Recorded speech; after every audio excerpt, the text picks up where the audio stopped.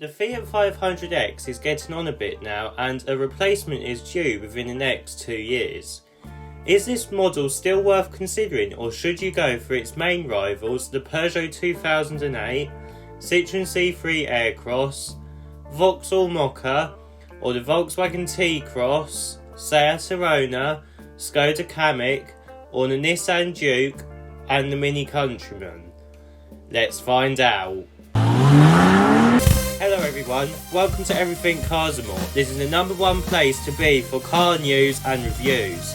Sit back, buckle up, let's go.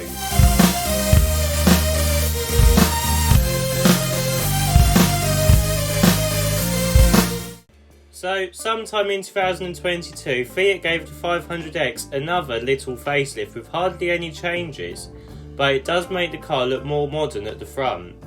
The main changes that were made were to the badges. This is so it looks like the all-electric Fiat 500e.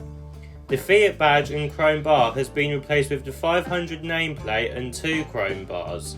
Everything else was kept the same. We get these bubbly headlight designs that come with LED technology, and lower down you can get some LED daytime running lights. The overall style does look a lot more modern than before, and just changing the badges makes it look a lot fresher too. Moving around to the side, we get this off-roader style to the car. We have body cladding and a raised ride height. We also get some sporty designed wheels as well as a bubbly style to the car, making it look just like the smaller Fiat 500. Moving around to the back, we get an older design. The hollow tail lights are just like the ones on the normal Fiat 500. We also do get a new badge and a slightly different chrome bar though, but apart from that everything else is the same. We do get more body cladding on the back just like any other SUV, and it suits this car well. The overall style of this car with its bubbly design makes it look like a proper SUV crossover. Let's have a look at the engine specs. So the engine options for the Fiat 500X is very simple, and some say it looks like the car is coming to the end of its life.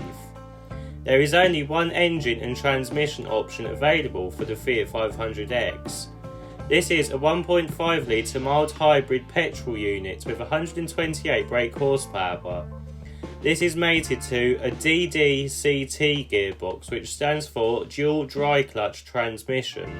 It is basically a dual clutch automatic transmission with 7 gears. This power from this engine is respectable and does not make the car feel underpowered at all. The price of the Fiat 500X starts at £28,535, which is more expensive than its rivals. Let's have a look on the inside. So, getting inside the Fiat 500X and you are welcomed with a familiar setup. The whole design is based on the old Fiat 500. This means you get the older Uconnect infotainment system and the older switchgear. The whole design I do quite like, and we also get some physical knobs for the climate controls and some analog dials.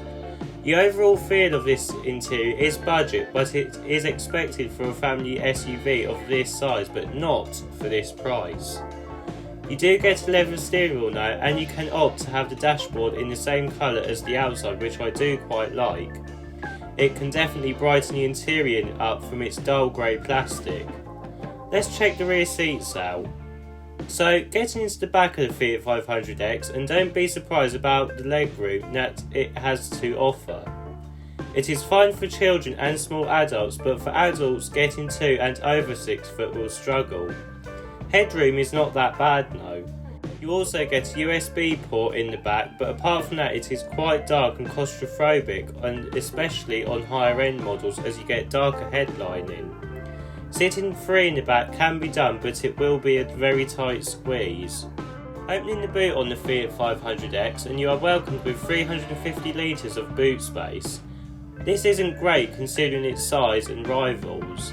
The Citroën C3 Aircross is at 410 litres, but the Mokka in 2008 is 350 and 434 litres.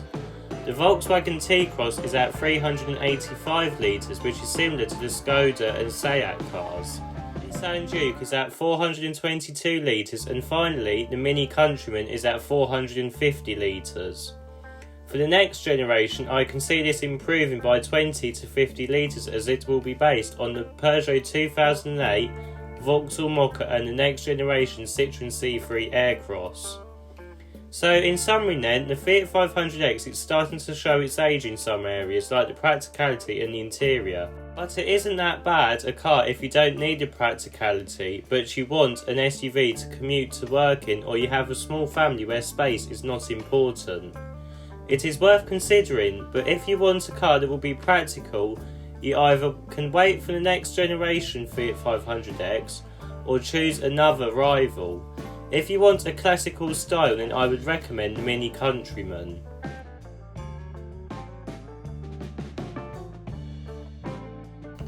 If you like this video, please don't forget to like and subscribe. See you in the next video.